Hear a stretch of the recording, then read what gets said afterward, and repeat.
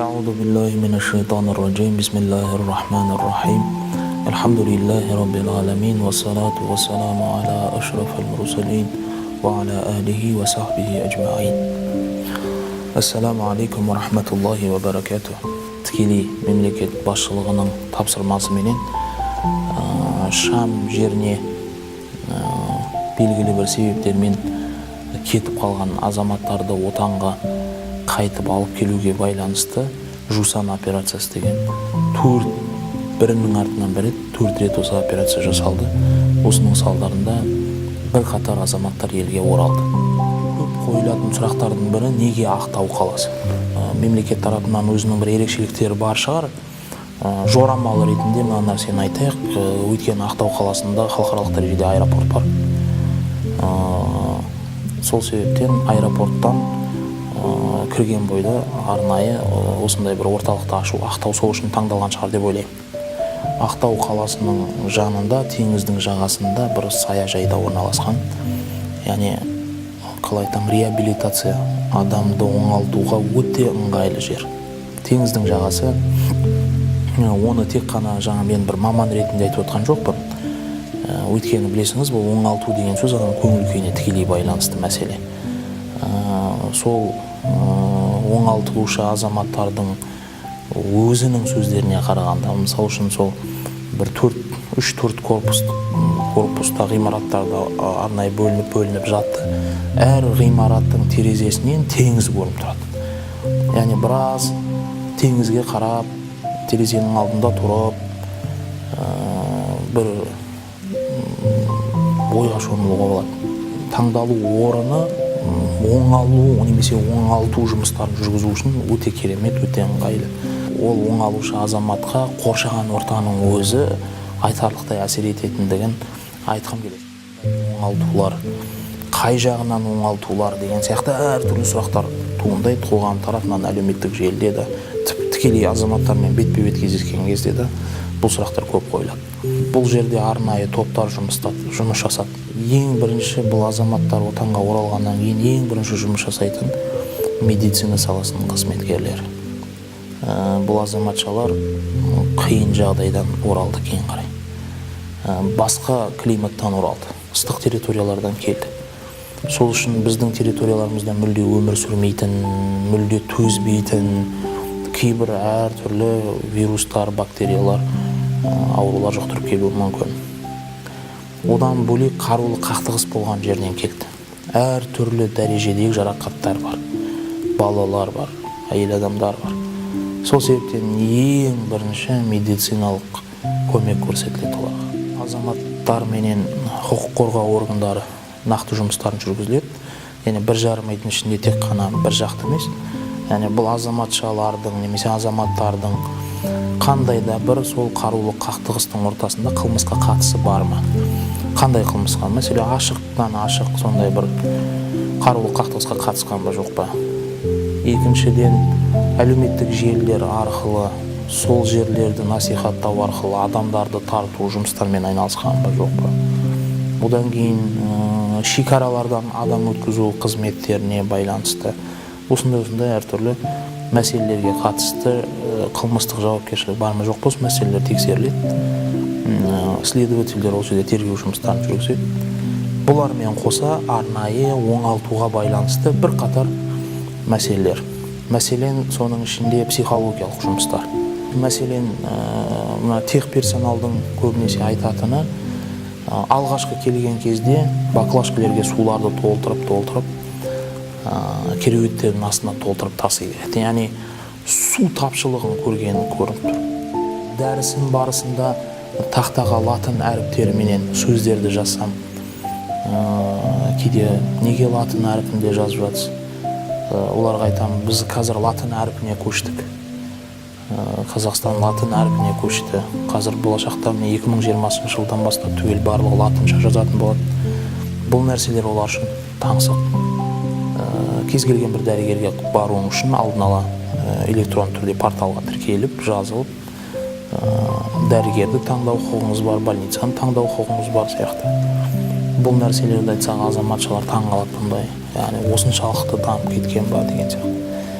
Өйткені кетіп қалған азаматтар әрқайсысы әртүрлі. 2011 жылы кетіп қалғандар бар, 2012-де, 14-те, 15-те. Осындай жерге келгеннен кейін әрине қоғамға тікелей араласып кету оларға оңайға соқпайды. Қорқыныш бар өздерінде. Бір 10-15 күн өткеннен кейін өздерінің аузынан шығады бұл сөз. Сырт туралы сұрай бастайды. Елде не өзгешеліктер бар? Сіз бізбен жұмыс жасап жатсыз, біздің қазір мінез құлқымызды бәрін көріп жатсыз. Біз қоғамда араласып кете аламыз ба, жоқ па? Адамдар біз жайында не деп жатыр? Ел бізді қалай қабылдайды? Әртүрлі жағдайлар бар, неше түрлі сұрақтар бар. Теологиялық тұрғыдан жұмысқа келетін болсақ, күніне 2 сағат, 4 сағат теологиялық тұрғыдан дәрістер бердім. Ең алғашқы келген кезде олардың санасында мүлде басқа түсінік, мүлде басқа жағдай, естіген аяттар, хадистердің барлығы тек қана сыңар жақ бір идеологияға байланысты, негізделген, байланған. Тек қана барлық нәрсені бір қырынан ғана көре алады. Жұмыс барысында былай адами тұрғыдан әрине әуел кезде агрессивный, өте ашушаң, кез келген нәрсеге дауласып, кез келген нәрсеге төзімсіздік танытып, осындай мәселелер байқалды. Жусан 4-ке келгенде бұл нәрсені кішкене реттедік. Қалай реттедік? Әуел негізгі сабақтарға кірместен алдын усул ілімдері дейді, яғни теологияға қатысы бар азаматтар болса, әрине түсінеді. Методология мәселесі, мәселе хадис па, хадис методологиясы бар. Фықх па, фықх методологиясы бар. Құран ба, тәфсир методологиясы бар. Сенім мәселесі ма, усулуддин, яғни діннің методологиясы бар. Бұл методологиялар жайында алғашқы 3 күнді сабақты осыған арнадық. Құрандағы Алла өзін сипаттаған сипаттарды, пайғамбарымыз саллаллаху алейхи вассалам хадисінде Алла тағаланы танытқандағы бұл сипаттарды түсінудің ереже қағидалары бар деп әңгімені осыдан бастады. Құраннан және пайғамбарымыздың сүннетінен ғалымдар үкімді қалай шығарған бұл мәселелерге байланысты. Мысал ретінде сабағым кетерден бір күн бұрын ең соңғы сабағымда мынандай сұрақ қойдым. Құран кәрімде бір аят бар дедім. Немесе пайғамбарымыз саллаллаху алейхи вассаламның хадисінде мынандай бір хадис бар. Пайғамбарымыз саллаллаху алейхи вассалам бір нәрсені ақ дейді. Мына нәрсе ақ деп тұр мәселен. Бірақ бүкіл ислам ғұламаларының барлығының жиынтығы біз бұған иттифақ дейміз. Барлығы бірігіп ол нәрсені қара деп тұр. Пайғамбарымыз ақ дейді, ғалымдардың барлығы жиналып қара дейді. Қалай түсінесіз? Дедім, ең соңында айтып жатыр, ғалымдар бұл нәрсені қара десе біз қараны аламыз. Яғни не деген сөз? Біз бұл жерде пайғамбарымыз саллаллаху алейхи вассаламның сөзін жоққа шығарып тұрған жоқпыз. Пайғамбарымыз саллаллаху алейхи вассалам асында бұл нәрсені қара деп тұр. Бірақ біз өзіміздің тар түсінігімізбен бұл нәрсені ақ деп көріп тұрмыз пайғамбардың хадисінен.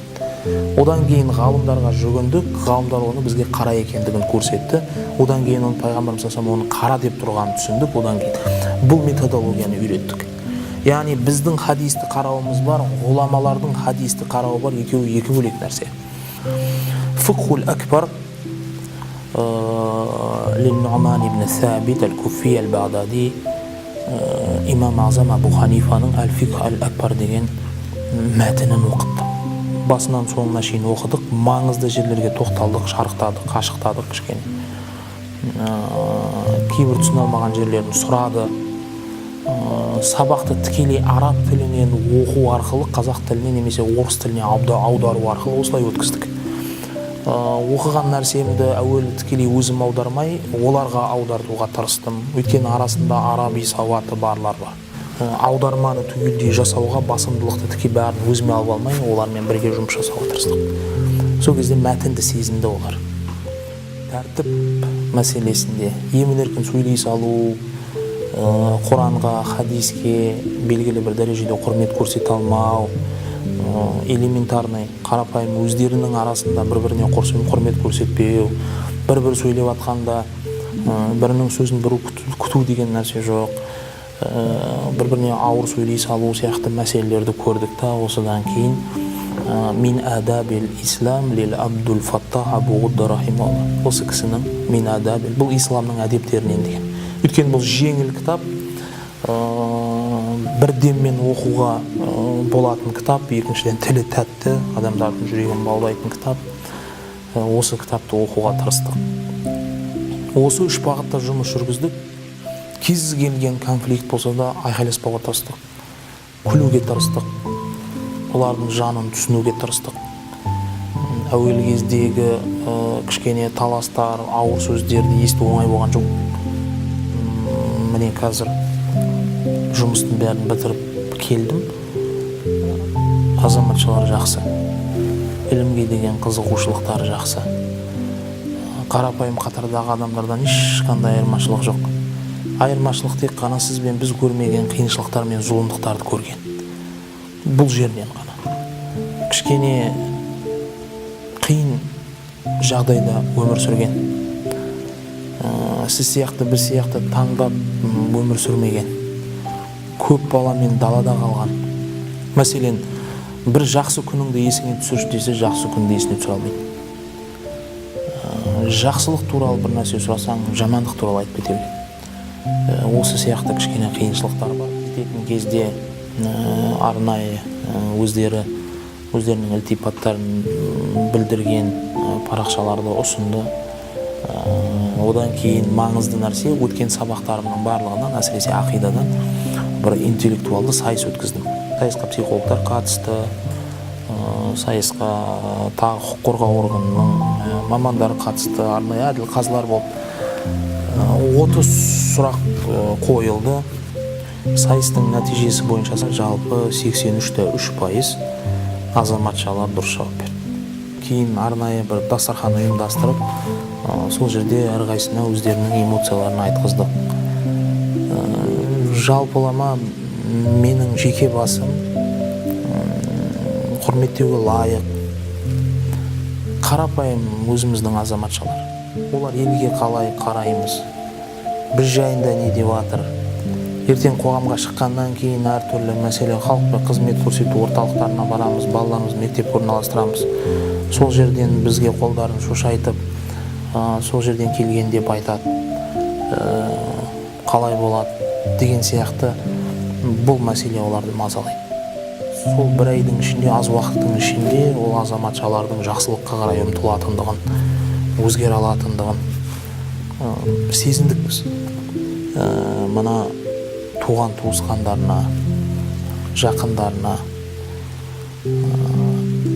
бір ұсыныс. Қазір ең жақын адам оларға сізсіз. Әрқайсының үміті, әрқайсымен кездескен кезде сені үйде кім күтіп жатыр деп сұраймын. Бір айтады әпкем, бір айтады ағам, бір айтады шешем. Мейлі материалдық тұрғыдан көмектесе алмасаңыз, қоғамға дұрыс қарап, өзін-өзі ұмтылып кететіндей дәрежеде көмектесуге тырысыңыз. Бет бұрып кетпеңіз. Ең жақын болған адамдар, сіздер оладан бас тартсаңыздар, мейлі оған мемлекет қанша көмектессе де, мейлі ол қанша оқытса да, барлығы қалай десеңіз деңіз, қоғамда олар өздеріне жетімсірейді. Сырттан өтіп баратқан сөздердің бәрін көңіліне алады. Қасында отырып жұбататын адам болмағаннан кейін кішкене еркін сезіне алмайды өздері. Азаматтар өздерін өздері жоғалтып қоюы мүмкін. Қоғамның орнын таба алмай қалуы мүмкін. Сол себептен мына қоғамға жайлап бейімделіп кеткенге дейін үсті-үстіне қатарынан соққы алдырып алмас үшін барлығымыз шамамыз келгенше жан-жақты көмектескеніміз дұрыс деп есептейміз. Әрине мемлекет бұл кісілерді алып келді. Бұл біздің мемлекеттің өзінің мемлекеттілігін көрсеткендігінің айғағы. Мемлекет бұларды ешқайда тастамайды, елдің ішінде де көмектеседі. Бірақ қоғамның ортасында болғаннан кейін ең үлкен жылуды әрине сізден күтеді.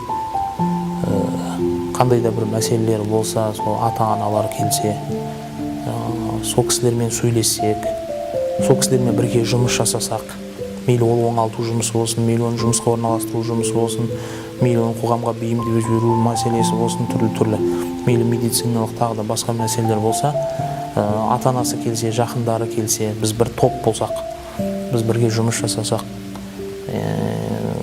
біз жаңағы қолдарын суға малып отырған ақсаусақтар деп айтпаймын, әрқайсысы әр түрлі жағдаяттардан аман, неше түрлі жарылып жатқан бомбалардың, неше түрлі оқтардың ортасынан аман елге оралып келген адамдар, түрлі қиыншылықтарға төзген адамдар қазірдің өзінде төзе алады. Тек бір нәрсе, өздері бағалады, қоғамнан өздерінің орнын таба алады деп, тек бір нәрсе, адамға ең қиын нәрсе білесіз ғой, бұл ішкі жан дүниесі, адамның психологиялық тұрғыдан құлап қалмауы.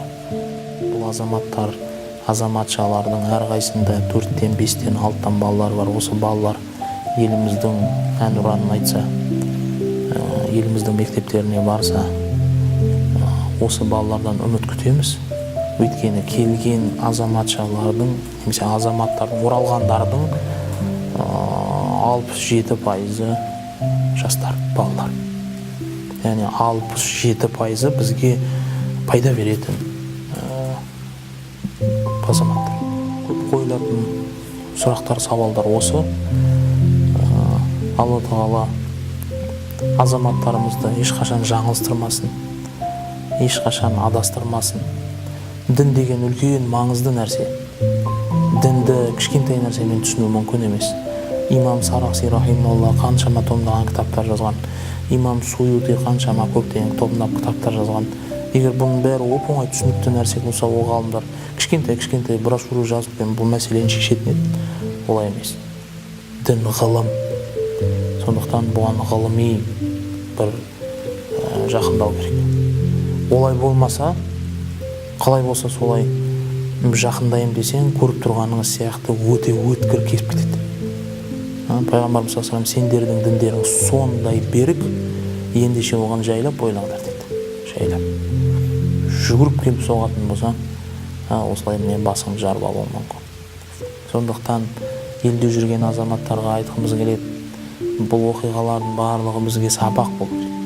Әрдайым елімізге тыныштық, халқымызға ауызбіршілік, бүкіл дүниядағы мұсылмандардың хайыр, ынтымақ, берекет, жақсылық, тыныштық берсін.